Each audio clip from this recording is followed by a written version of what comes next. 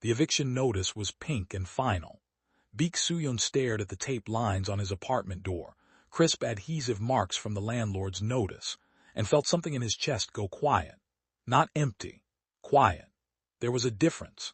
Empty was what his bank account had been 3 months ago when his mother's second surgery pushed past the insurance limits, when the hospital's social worker handed him a payment plan printed on paper that crinkled with the weight of impossible numbers. Quiet was what happened when you'd exhausted every option, called every relative who might help, taken every shift available at the convenience store, and there were still bills waiting.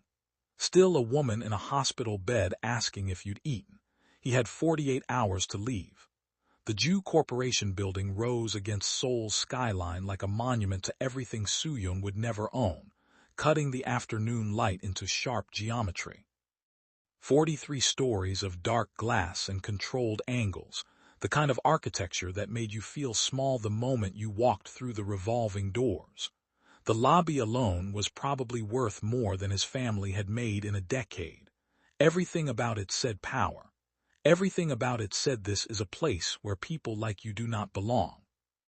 The staffing agency director, Park Mina, had called him at 6 in the morning with desperation in her voice, a tone he'd learned to recognize in people who'd run out of solutions.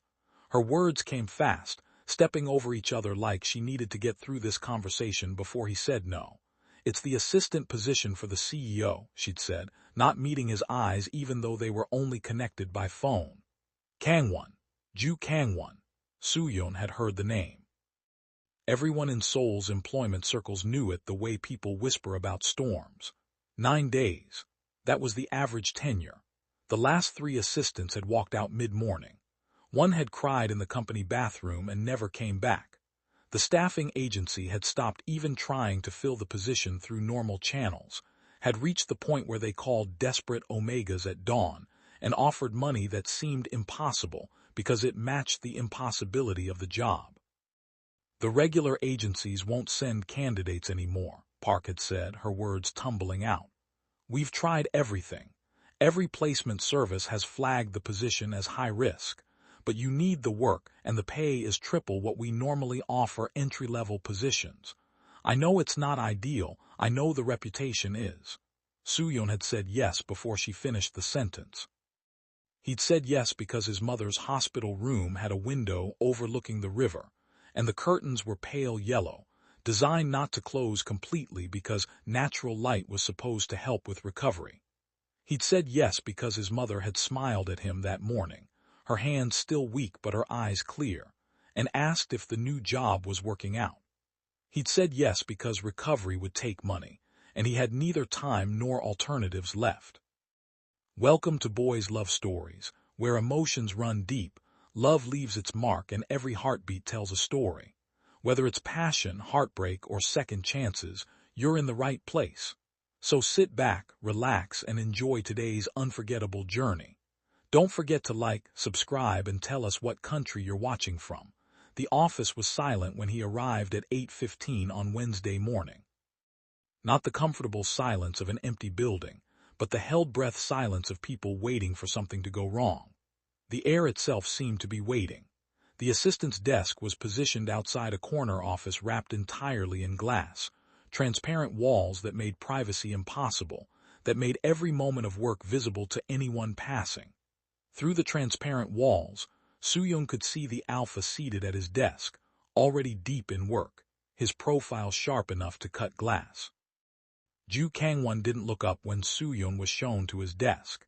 He simply slid a thick manila folder across the glass partition without raising his head, the movement precise and dismissive, the gesture of someone who'd already decided this would be a waste of time.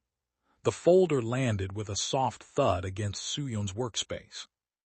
When Kangwon finally did look up, his eyes were the color of red wine, dark and complete and utterly without warmth, and there was nothing in them that suggested he expected Sooyeon to survive until lunch. "Morrison report needs restructuring by 9:30, Kangwon said, his voice low enough to carry through the open door and make every nerve ending in Sooyeon's body respond simultaneously. "The Park merger analysis is on the 3rd desk." Cross-reference the supplier lists against last quarter's procurement numbers. I want actual patterns, not surface-level comparisons. And Omegas rarely last this job past noon, so you can save yourself the humiliation and walk out now if you want. It wasn't a warning. It was a bet. Sooyeon understood the difference immediately. He opened the Morrison file. 3 minutes in, he found the problem, not incompetence but contradiction. Kangwon had written 2 separate analyses for the same data set, each one reaching opposite conclusions. The folder had no note explaining which direction was correct, no annotation indicating preference. The natural move was to ask. The instinctive move was to panic. Sooyeon did neither. Instead, he rebuilt the entire analysis by 9:27, catching 2 errors in the secondary data that would have embarrassed Kangwon in front of the board. He reorganized the Park merger by cross-referencing supplier relationships against market trends, not just past procurement.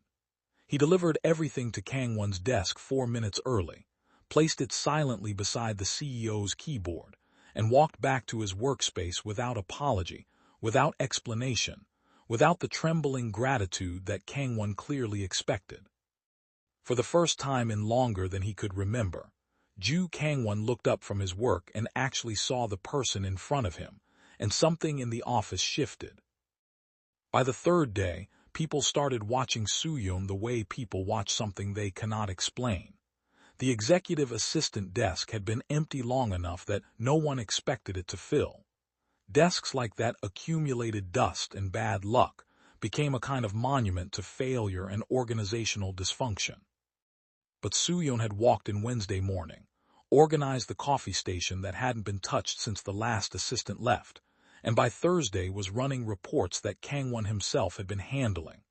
By Friday, he was predicting Kangwon's needs before they were spoken, delivering files in the order they'd be needed, adjusting meeting schedules based on energy patterns he'd observed, catching mistakes in preliminary data that would have wasted Kangwon's time. The office had a rhythm now. Sooyeon understood it without being told. The way Kangwon sent intensified when he was angry, the precise hour when stress made him forget to eat, the specific tone that meant he wanted solutions, not problems. Most assistants mistook Kangwon's silence for permission.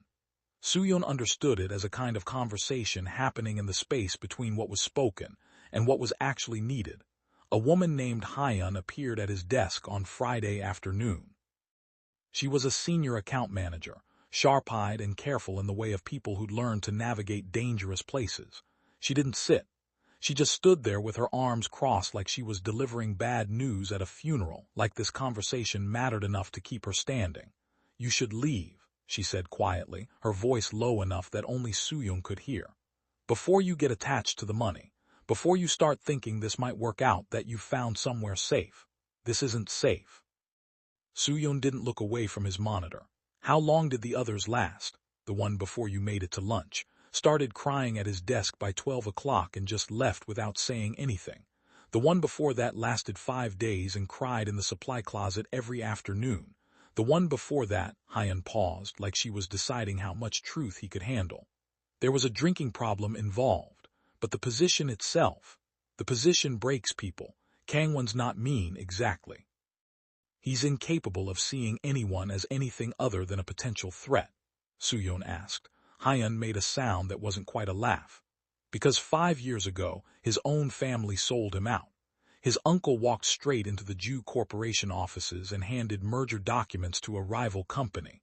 Everything almost collapsed. Kangwon rebuilt it alone, and somewhere in that rebuilding, he decided that everyone was the uncle until proven otherwise. Except he's never actually given anyone the chance to prove it. Sooyeon turned to look at her then. "Why are you telling me this?" "Because you're different," Hyun said simply. "And different gets dangerous when Kangwon notices it, especially when the difference is that you're not afraid of him." She paused before she left, her expression softening slightly. "Just be careful. Whatever this is, it's not simple." The glass walls. Sooyeon watched Kangwon review market projections, his expression focused and closed. The red of his hair caught the afternoon light, turned almost crimson. He looked like something carved from stone and ambition. Hyun was right about one thing.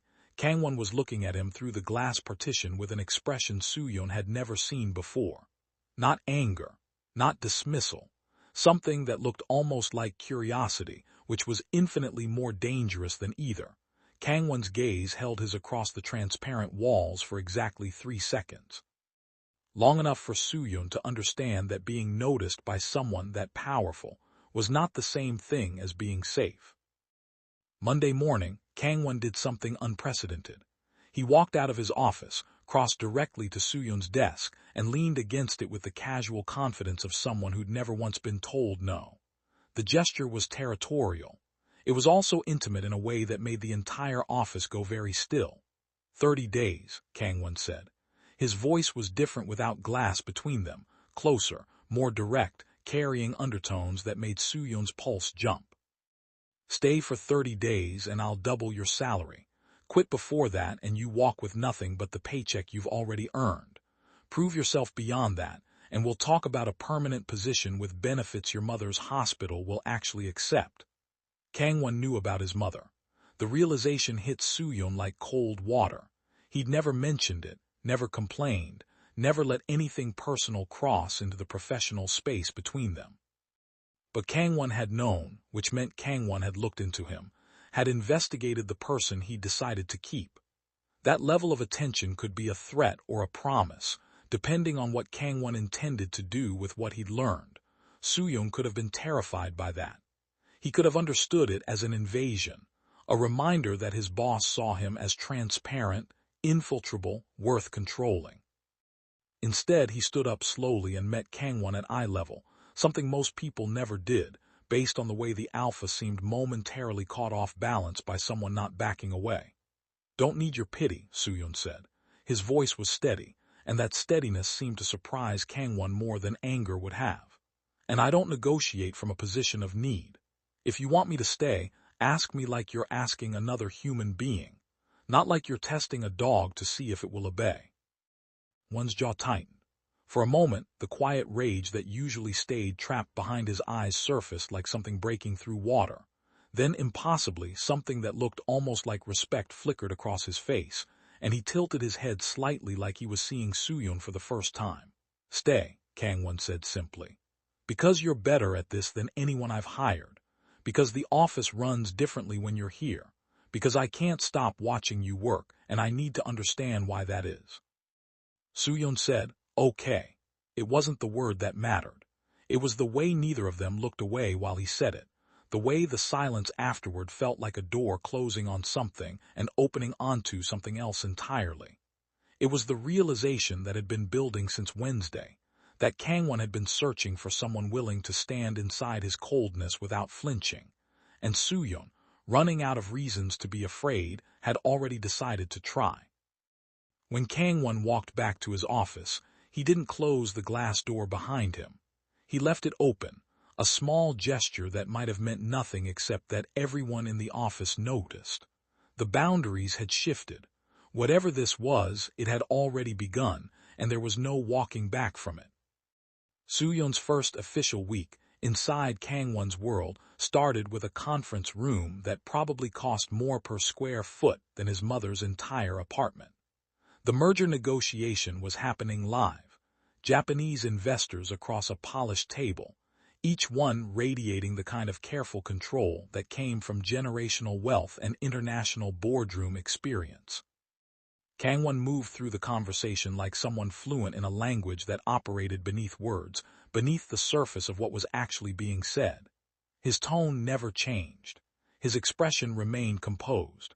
But the way he positioned himself, the rhythm of his questions, the way he let silence sit and build, all of it was design. He was a predator, and everyone at the table knew it. They were just trying to figure out if they were the prey. Sooyeon sat in the corner, taking notes, watching. Kangwon mentioned a figure that Sooyeon immediately recognized as wrong. Not accidentally wrong, strategically wrong. Kangwon was lowering the expected value to make the investors comfortable enough to push for something else, something they actually wanted. It was misdirection built on mathematics. It was brilliant and cold and utterly calculated. When the meeting ended, the investors shook Kangwon's hand like they'd won something. They hadn't. But Kangwon had let them believe they had, which was worth more than any contract built on actual victory. After they left, Kangwon glanced at Sooyeon. You notice the number was low. People don't pay attention to misdirection. They get caught in the performance of it, the energy in the room. Kangwon moved toward the window, his silhouette sharp against the Seoul skyline. You watch differently.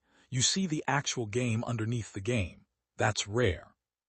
A man appeared in the doorway then, polished, handsome, with the kind of smile that came naturally to people who'd never had to fight for anything. Han Yi-wook, the VP who'd been Kangwon's closest confidant for 3 years, his right hand in the company's restructuring. He greeted Sooyeon with a warmth that felt rehearsed, like he'd decided in advance that kindness was the strategic play with the new assistant. I heard we have a new permanent fixture, Yi-wook said, his hand landing briefly on Sooyeon's shoulder. That's wonderful, though I should probably warn you working this closely with Kangwon can be intense. He doesn't just want competence, he wants loyalty, the kind that doesn't question decisions, that doesn't wonder about his methods. Sooyeon felt Kangwon's attention shift toward them both, felt the temperature in the room change. Yi-wook doesn't mean that as a threat. Of course not, Yi-wook said, his smile never wavering. Just friendly advice. From someone who understands what it takes to stay in Kangwon's inner circle. He turned to Kangwon with effortless ease. The afternoon schedule is set. The Seoul office called about the subsidiary accounts. Nothing urgent, just routine auditing. When Yi-wook left, the room felt different.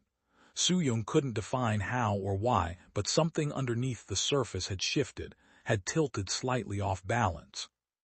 Kangwon was watching the space where Yi-wook had stood, his expression unreadable, and Sooyeon understood that he'd just been introduced to the landscape of internal politics, the careful invisible war between people who wanted proximity to power and people who actually held it.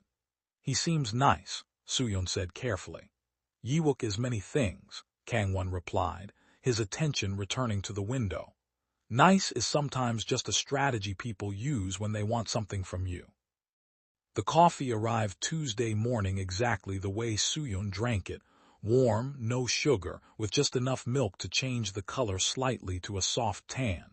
He hadn't mentioned his preference to anyone. He hadn't posted it anywhere. Kangwon had simply observed him over the course of a week, calculated the pattern, and acted on it without comment. It was the kind of attention most people received from mothers or longtime lovers, not from CEOs who'd broken 3 assistants before breakfast and treated most humans like problems to be solved. Sooyeon found a merger document on his desk that same morning with a handwritten note in sharp, angular script. Second opinion. What do you actually see here? The question was an invitation. By submitting his analysis, Sooyeon would be offering Kangwon something more than professional competence. He'd be offering his way of thinking, his framework, his perspective, his actual mind. That was the real vulnerability. That was what assistants normally didn't survive, because offering your thinking to someone that powerful meant giving them access to how you see the world. Sooyeon read the document twice, making notes in the margins. Kangwon's first instinct was to acquire the company outright and restructure aggressively, to consolidate everything under direct Joo Corporation control. Sooyeon's analysis suggested a partnership approach, slower, more collaborative, but far less likely to trigger the cultural resistance that usually destroyed post-merger integration. It was the opposite of Kangwon's instinct, which meant Sooyeon was about to contradict the man who decided to keep him. When Kangwon read it, he went completely still. Then he called Sooyeon into his office, and they spent 3 hours building a hybrid approach that honored both perspectives. Kangwon explained his reasoning the way he never explained anything, thorough, specific, trusting that Sooyeon could follow the architecture of thought underneath his words. Sooyeon pushed back on specific numbers, and Kangwon didn't shut him down. He just recalculated and asked what Sooyeon would do differently. It wasn't mentorship exactly. It was collaboration. It was 2 minds working at the same elevation, neither one forcing the other to descend. By 7 in the evening, everyone had left except them. The city lights came on across Seoul, and the office felt like a private space suspended above the world, untethered from normal rules. Kangwon stood at the window, reviewing the final proposal, and Sooyeon stood beside him, close enough that their shoulders almost touched, close enough that he could hear Kangwon's breathing. "Why did you stay?" Kangwon asked. "When Hyun warned you, when you knew the history, when you had every rational reason to leave, why didn't you?" Sooyeon thought about the eviction notice, the hospital bills, his mother asking if the new job was working out. He thought about the way Kangwon had asked him to stay like it mattered, like his answer actually changed something in the world. "Because giving up was the only choice I refused to make," Sooyeon said. The elevator at the end of the hallway broke down while they were inside it. A mechanical failure, something about the tension cables slipping or catching. They were suspended between the 41st and 42nd floors when Kangwon turned to face Sooyeon directly, and the distance between them collapsed into something charged and impossible to name or take back. "I can't stop thinking about you," Kangwon said. His voice was barely above a whisper, raw in a way that made Sooyeon understand this was not something Kangwon said to anyone. "I'm trying. I know I shouldn't, but I can't." Elevator lights hummed. Somewhere in the machinery, something ticked and caught. Sooyeon's breath came short, quick, and all the rational reasons to walk away dissolved into a single moment where Kangwon was looking at him like the answer to a question 5 years in the asking. The elevator lurched and resumed moving. The spell didn't break. It just got trapped inside Sooyeon's chest, beating against his ribs like something alive and new, waiting for the moment when neither of them could pretend anymore. Kangwon kissed him in the executive suite after hours, with the entire city laid out below them like proof that the world existed outside this moment, and they'd chosen to ignore it anyway. The kiss was hungry and careful at the same time, like Kangwon was both trying to consume him and trying not to break him, trying to embed himself into Sooyeon's skin without destroying what he'd finally found. When Sooyeon's fingers found the red silk of Kangwon's tie, the alpha made a sound that suggested years of wanting something finally being touched, finally being given permission to exist. They didn't go further than that. Instead, they sat on the expensive couch in Kangwon's private office, the one that cost more than Sooyeon's mother's hospital bill, more than he'd earn in 5 years of work, and Kangwon told him a story. It came out in fragments, like he was reconstructing something he'd buried for 5 years and never thought he'd excavate again. His uncle, the merger documents, the way trust had felt like a blade in his back, the betrayal that had cost the Joo family nearly everything. The rebuilding of the company, stone by stone, through will and coldness and a promise to himself that he would never again be that vulnerable. "I was 26, Kangwon said, his voice steady but something broken running underneath it like an undercurrent. "My uncle was family. I trusted him completely. We were working on the most important merger in company history. It would have made us untouchable. Instead, he walked into a rival's office and handed them the entire strategy. Everything we'd built, everything we'd planned, it all became leverage for someone else's profit." Sooyeon didn't interrupt. He understood that interruptions would stop the flow of confession, would give Kangwon a chance to pull back into the cold place he'd lived for 5 years. "Company almost collapsed," Kangwon continued. "My father had a stroke from the stress. My mother blamed herself for not seeing it. And I stood there in the ruins and decided that caring about people was a vulnerability I couldn't afford. If I never let anyone close, no one could betray me again. I could control everything. I could be impenetrable." He paused, and his hand found Sooyeon's in the darkness of the office, in the space between them that had suddenly become sacred. "I built the walls higher and thicker than any real walls in any real building," Kangwon said. "I made it so no one could get through. I became the thing people feared instead of the thing people loved. And for 5 years I was safe, and completely alone." Sooyeon didn't say anything. He just reached over and took Kangwon's hand. The hand that had signed documents affecting thousands of lives, that had rebuilt a shattered empire, that had wielded power so absolute that people trembled in his presence. The hand felt smaller in his grip than Sooyeon expected, more vulnerable, more human than all the red silk ties and corner offices suggested. "And then you walked in," Kangwon said, his voice raw in a way that suggested this was the first time he'd said these things aloud. "Looked at the impossible task list I gave you like it was just a puzzle to solve, Like you weren't afraid of me. Like my coldness didn't matter because you were too occupied with actually solving the problem. And I realized I'd spent 5 years protecting myself from the wrong thing. I'd been protecting myself from people like you, people who could actually see me and not run. Confession hung between them in the darkness of the office. Outside, Seoul glittered. The Han River reflected the city lights. Everything was beautiful and distant and unreal. Need you to know something, Sooyeon said, and his voice carried a steadiness that seemed to ground Kangwon.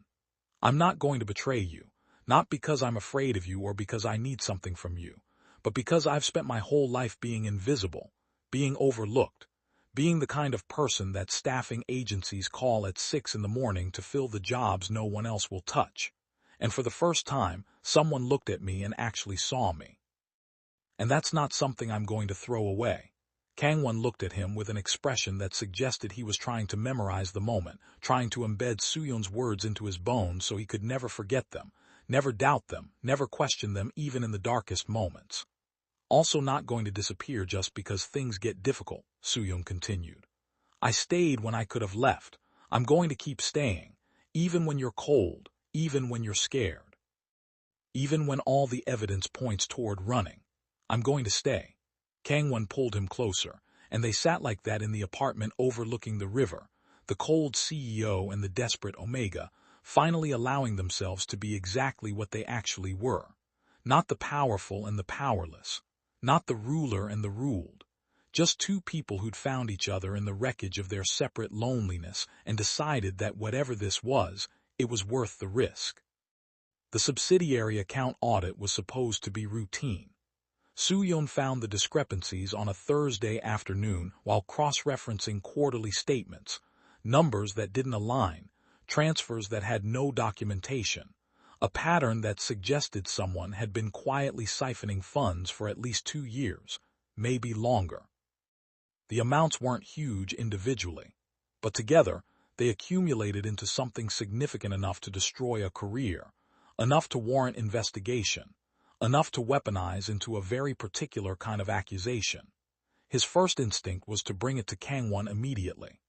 His second instinct was caution, because this kind of discovery in a corporate environment meant someone had done something they wanted hidden, and hidden things in places like this had a way of becoming dangerous. He was still deciding which instinct to follow when Han Yiwook appeared at his desk like he'd been waiting for this exact moment. Working late again, Yiwook said, his tone warm but his eyes sharp as surgical instruments. He looked at the document spread across Sooyeon's workspace, at the pattern that Sooyeon had uncovered, and something flickered across his face, a moment of calculation so quick that Sooyeon almost missed it but didn't. You're very thorough, aren't you? Very detail-oriented. Kangwon must be impressed by your work ethic. Just doing my job, Sooyeon said carefully. He gathered the document slightly, a small gesture that Yiwook definitely noticed. Of course, Yiwook agreed, and his smile was kind, the kind of kindness that was clearly strategic. Though I should mention something, and I hope you'll take it as the friendly advice it's meant to be. Kangwon has been in a vulnerable place lately. Ever since his uncle betrayed him 5 years ago, he's been suspicious of everyone. Even people close to him. Even people who have served him loyally for years. Yiwook's hand rested briefly on the document Sooyeon had been working on, and it felt like an invasion, like a threat delivered in the language of concern. I mention it because I'd hate to see a misunderstanding damage your relationship with him. You're good for him. I can see that clearly, but if the wrong information reached him at the wrong time, if certain financial irregularities were presented without full context. He didn't finish the sentence. He didn't need to. Sooyeon understood exactly what Yiwook was suggesting, that the numbers could be interpreted as evidence of Sooyeon's involvement, that Kangwon's paranoia could be weaponized into a verdict without trial, that trust was fragile enough to shatter under pressure, especially when that pressure was applied by someone Kangwon trusted completely. I should talk to Kangwon about this, Sooyeon said, his voice steady even as understanding crystallized in his chest. He needs to know what I found, of course, Yiwook said, but perhaps wait until you have more information, until you're absolutely certain. I'd hate for you to alarm him unnecessarily. These things can be misinterpreted, especially by someone who's already been burned before. After Yiwook left, Sooyeon sat very still in the quiet office. The city lights outside looked far away, looked like they belonged to a different world. He understood now what Hyun had meant about danger. He understood that he'd walked into something more complex than love, something where emotions could be weaponized and trust could be turned into a liability. He understood that somewhere in this building, someone was playing a game that had nothing to do with feelings and everything to do with power, proximity, and the elimination of threats. That night, Kangwon was quiet in a way he hadn't been before. Softer than usual in his movements, but there was something withdrawn in his expression, something that suggested the walls were beginning to rebuild themselves brick by brick. Sooyeon wanted to ask about the subsidiary accounts immediately, wanted to tell him everything he'd discovered, but the warning Yiwook had so carefully planted sat in his chest like a stone, like poison, like the seed of doubt that Yiwook had been cultivating all along. Instead, they sat together in Kangwon's apartment overlooking the river, and neither of them spoke about the thing that was beginning to fracture between them like ice cracking under pressure. Kangwon held him, but his attention was somewhere else, somewhere in his past, somewhere in the cold, dark place where he'd learned that love was dangerous and trust was a weapon that could be used against you. The evidence accumulated slowly, methodically, like a conspiracy being constructed piece by careful piece. A misfiled document appeared on Kangwon's desk with a note suggesting Sooyeon's involvement in the account irregularities. A timestamp showed Sooyeon accessing files outside normal business hours, access that had been routine, necessary, innocent, but which looked damning when presented without context. A conversation Yiwook arranged between Kangwon and a board member who suggested, oh so diplomatically, that young Omegas sometimes allowed ambition to override ethics, that desperation could motivate people to do things they otherwise wouldn't. Each piece individually was explainable. Together, they constructed a narrative of deception so complete that it looked like truth. Kangwon's warmth didn't disappear all at once. It receded in increments, small enough that Sooyeon might have missed them if he hadn't been looking for them, which he was. The morning coffee stopped appearing. The office door that had been left open closed again with a quiet click that sounded like a lock. The way he looked at Sooyeon changed, not to anger but to a kind of careful distance, like he was reassessing everything they'd built and finding it inadequate, finding it potentially false. Sooyeon knew something was wrong. He wasn't afraid exactly. He was confused. He couldn't understand what had shifted or why Kangwon suddenly seemed to be watching him the way he watched potential threats, the way he'd watched him on that first day before the office coffee arrived. But the truth, that Yiwook was orchestrating this, that every piece of evidence pointed toward him and away from Sooyeon, existed only in the parts of the story that Kangwon wasn't seeing, that Yiwook had made sure he wouldn't see. The reader understood before either man did. The audience could see Yiwook's fingerprints all over this manipulation, could trace his hand from the creation of the evidence to the careful planting of doubt in Kangwon's mind. They could see the loyalty of a long-serving VP being weaponized, the trust of a CEO who'd been betrayed once before being turned into a liability that made him vulnerable to believing the worst. They could see the trap closing, and they could see that Kangwon was stepping directly into it because his walls had been breached and he didn't know how to function without armor, didn't know how to love without fear. Sooyeon tried to approach him several times. On Monday, Kangwon was busy. On Tuesday, there was a meeting. On Wednesday, he had his phone pressed to his ear for most of the day, calls with board members, Sooyeon assumed, or lawyers being consulted about the subsidiary account discrepancies. The distance between them grew wider each day, turned into something that felt like it had always been there, like the brief warmth had just been an illusion. On Friday, Kangwon asked Sooyeon to stay late. His tone was professional. There was nothing in it that suggested danger, but Sooyeon's body understood before his mind did. Kangwon was about to do something that would break them both, that would send Sooyeon back into the invisible place he'd come from, that would confirm all the fears he'd been trying not to voice. The office was empty around them. The city lights came on outside, and Seoul looked beautiful and utterly indifferent to what was about to happen in this glass room suspended above it. "When did you start stealing?" Kangwon asked. He wasn't angry, that was worse. He was just stating a fact as though it had already been proven, as though the trial had already happened and the verdict had already been delivered. His voice was cold in a way it hadn't been since the first day Sooyeon walked into his office, and that coldness felt like a blade between them. "I haven't," Sooyeon said. He stood very still, understanding that any movement would be interpreted as guilt or evasion, that Kangwon's paranoia had already been activated and anything Sooyeon did would be filtered through the lens of suspicion. "Kangwon, someone is trying to—" "Don't," Kangwon said, and his voice got quieter instead of louder, which made it more dangerous. "Don't do the thing where you convince me to trust you again. I've already heard the evidence. I've already reviewed the documents. I've seen the pattern. I've confirmed it with the board. The numbers don't lie, Sooyeon. The numbers are being presented without context," Sooyeon said. He took a step forward and Kangwon took a step back, which felt like a death. "Kangwon, someone is trying to separate us. Someone is building a case against me too." "The pattern is clear," Kangwon said.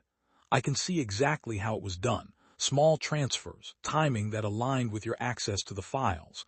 You were desperate. You needed money for your mother. I understand the motivation, but understanding doesn't change what happened." "The timestamps don't match," Sooyeon said, and now his voice was rising because he understood that Kangwon was about to commit to a version of the truth that would destroy them. "Look at the file access logs. Those don't match the dates of the transfers. Look at the actual transaction records. Those have—" He stopped because Kangwon's expression shifted, not toward belief but toward something else. A snag in the narrative. A detail that didn't fit the story Yiwook had so carefully constructed. A moment where the cold CEO's mind caught on something that didn't align. Sooyeon mentioned, almost in passing, that he'd been with Kangwon at 9:15 on the afternoon. One of the critical transfers had supposedly occurred. They'd been in the conference room with the Japanese investors. It was provable. It was documented in the official meeting minutes. It was impossible for him to have been accessing subsidiary accounts while sitting across a table from people Kangwon himself had been negotiating with. Kangwon's mind caught on it like a rope catching on something solid in dark water. In real time, Sooyeon watched the realization move through his face like a wave passing through glass. The way the cold alpha's expression cracked. The way he pulled up the calendar on his phone and confirmed it. The way he understood that he'd almost made the exact same mistake his uncle had forced him to make. He'd almost become the perpetrator instead of the victim. He'd almost destroyed the one person who'd actually earned his trust, the one person who'd refused to disappear. "It was Yiwook," Kangwon said. Not a question. A statement of understanding that carried the weight of betrayal being recognized for what it was. "He was trying to separate us. He was trying to make me believe you were the threat so that I would push you away, so that I would isolate myself again. Was trying to make sure you stayed cold," Sooyeon said. "He was trying to make sure you never let anyone get close enough to see that you're capable of being anything other than what he needed you to be." Silence that followed was the deepest silence Sooyeon had ever heard. Kangwon walked to the window and stood there, his shoulders bearing the weight of a realization he couldn't unsee, that his walls, the very thing that had kept him safe for 5 years, had almost destroyed the one person who'd actually earned his trust. That his paranoia, born from real betrayal, had been weaponized by someone he'd trusted completely. That he'd almost become his uncle. "I was about to send you away," Kangwon said, his voice barely audible, barely present. "I was about to repeat my family's exact betrayal, except this time I was going to be the one doing the betraying. I was going to destroy you. I was going to push you back into invisibility." He turned to face Sooyeon, and for the first time in the entire span of their knowing each other, the cold CEO was completely exposed. No armor, no protection, no walls left standing. Just a man who'd built a fortress and nearly killed the only person who'd ever asked permission to enter it, who'd ever proven that entering it wouldn't result in betrayal. Sooyeon crossed the distance between them and took Kangwon's face in his hands. He didn't kiss him. That could wait. For now, he just held him there, let his thumbs brush across the sharp angles of his cheekbones, let Kangwon understand that he was still present, still choosing to stay, still willing to love someone who just learned that his greatest strength was also his greatest vulnerability, that the same capacity that let him rebuild empires could nearly destroy him if it was turned toward destruction. "I'm still here," Sooyeon said. "I'm still here." Yiwook was dismantled with surgical precision. Not violence, nothing that crude or satisfying. Instead, Kangwon did something far worse. He reviewed the subsidiary account with full attention, with the kind of focus he usually reserved for corporate warfare. He found evidence of Yiwook's actual involvement, traced the transfers back to accounts in Yiwook's name, recovered deleted emails that outlined the entire scheme. And then he presented it to the board with the kind of cold certainty that made it clear this was a man who would not be moved, who would not be reasoned with, who had already decided the outcome. The story that emerged was surgical in its detail. Yiwook had been embezzling for years, using the subsidiary account as a hidden pipeline for funds that he'd been skimming for personal investment.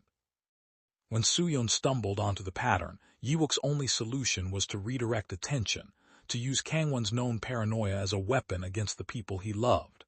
It was calculated. It was cold. It was exactly the kind of betrayal that Kangwon recognized because he'd survived it once before. Yiwook's career ended not with a dramatic confrontation but with a quiet removal. By Monday, his office was empty. By Tuesday, every company that mattered knew he was toxic.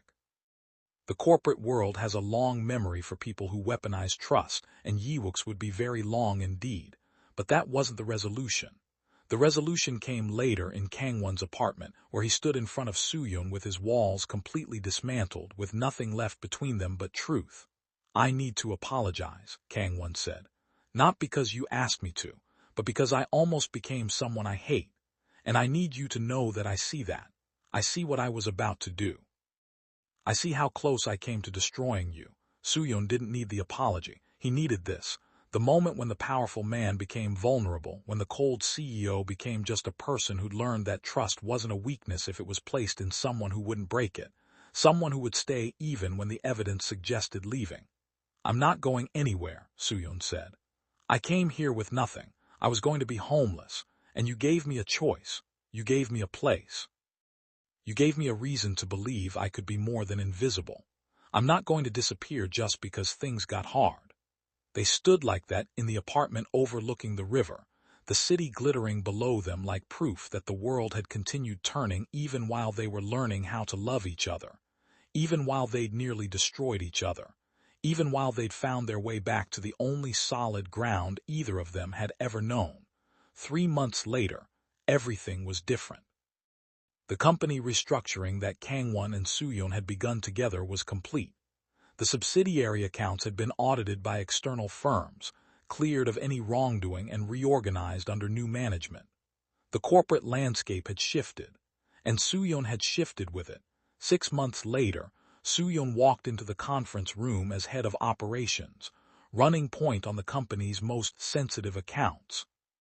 The skill that had gotten him the job, that quiet competence, that ability to see the actual game underneath the performance, had elevated him to a position where his expertise was finally valued at its true level. He was no longer the desperate Omega who'd taken a cursed position out of desperation. He was the person that Kangwon trusted with the company's most critical operations. He was the person that the board deferred to when strategy discussions got serious. Kangwon watched him move through the room with the kind of pride that suggested he was seeing someone he loved become fully realized, become everything he'd always been underneath the invisibility and the survival. The closing moment was perfect symmetry. Sooyeon delivered a restructuring proposal that contradicted Kangwon's initial instinct, just like he'd done in the beginning, back when the glass office still felt like a place where he might be broken. Kangwon listened, considered it with genuine attention, and implemented the approach that Sooyeon had suggested. The cold CEO and the desperate Omega had become partners. The impossible had become inevitable. And in the moment when Kangwon looked at Sooyeon across a conference table full of executives, his expression showed a warmth that no one else in the room understood. A warmth that said, "You were never the threat. You were never the problem. You were always the answer to a question I didn't know I was asking.